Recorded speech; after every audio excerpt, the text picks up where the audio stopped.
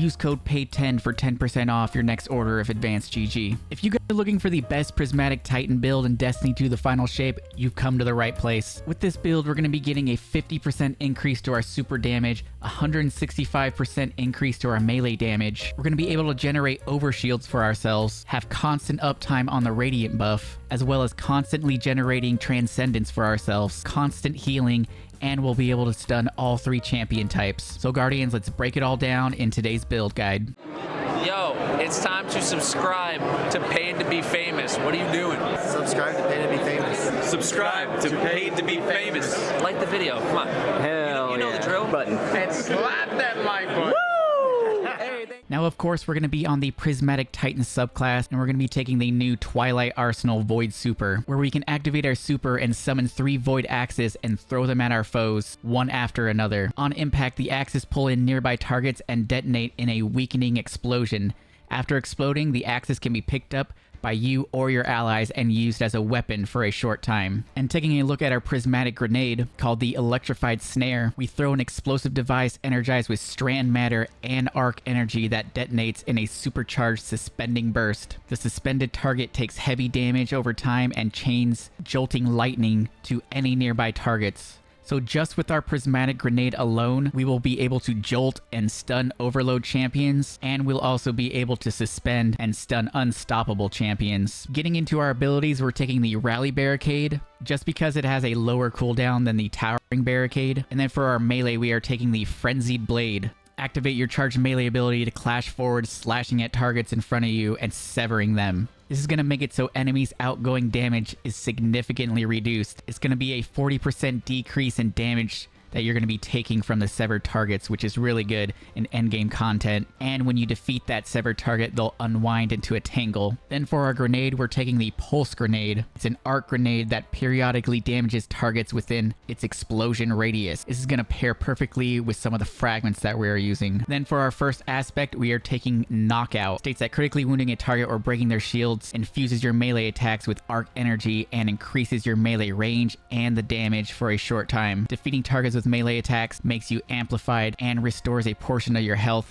Defeating more powerful combatants increases the amount of health restored. So Knockout gives us extra melee damage, and it's going to restore our health to keep us alive in that endgame content. We pair that with our second aspect, Consecration. While sliding, we can activate a charged melee ability to launch a wave of solar energy forward, damaging and scorching targets in front of you as you leap in the air. And then while we're airborne, we can activate our charged melee again to slam to the ground and create a second larger wave of damaging solar energy. If the wave hits a scorched target, they will ignite. So now that we have our 2 aspects, which mainly focus on melee gameplay, we're going to pair those with the exotic gauntlets called the Synthoceps. Comes with the exotic trait perk Biotic Enhancements. When you're surrounded, you gain increased melee and super damage, as well as improved weapon handling and reload speed. This is where we're getting that 50% super damage and that 165% melee damage increase. This exotic is going to allow us to completely annihilate champions in Grandmaster content. Now getting into the fragments, first up we have the Facet of Courage. Our Arc, Solar, and Void abilities deal increased damage to targets afflicted with darkness debuffs. So if we hit enemies with the Frenzy Blade, we can sever them, and that will be our darkness debuff, and that will allow our Pulse Grenade to do more damage, as well as our Consecration Slam is going to be doing more damage. Then we have the Facet of Grace. Defeating targets with kinetic weapons grants you bonus Transcendence energy. Defeating targets with your super grants you and nearby allies bonus Transcendence energy. This is what's going to allow us to have a lot of uptime on our Transcendence, which is very nice. Then we have the Facet of Dominance. Our Void Grenades weaken targets, and our Arc Grenades jolt targets. So with this aspect, now our Pulse Grenade will be able to jolt targets and stun Overload champions. And then we have Facet of Dawn. Powered melee hits against targets makes you radiant.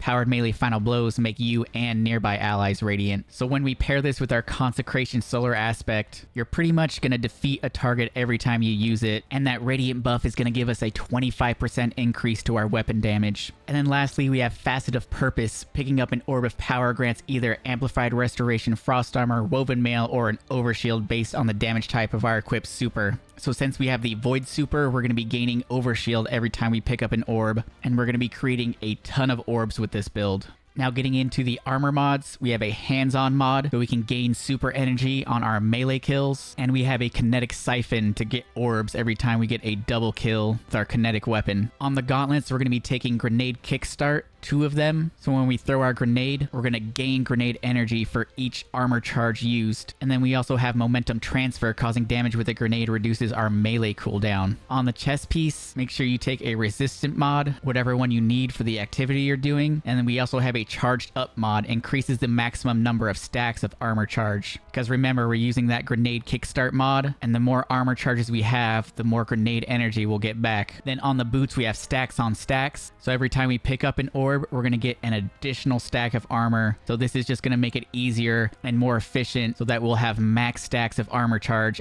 ready for us every time we throw our grenade. Then we also have invigoration, reduces melee cooldown each time we pick up an orb, and recuperation replenishes health each time we pick up an orb. And on the class item, we have a Reaper mod. After we use our class ability, our next weapon final blow will spawn an orb. And then we have 2 outreach mods, reduces melee cooldown each time we use our class ability.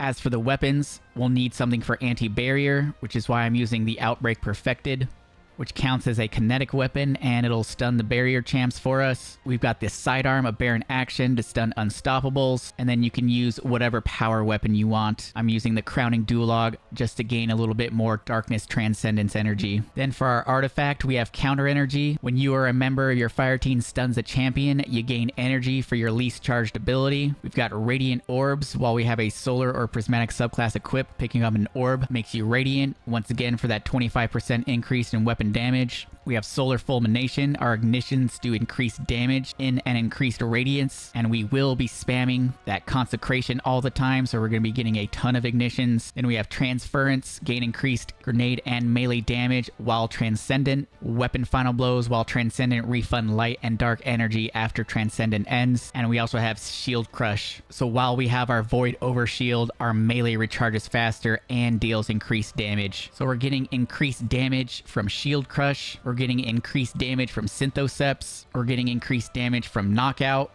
So our Consecration Slam is just going to completely annihilate champions.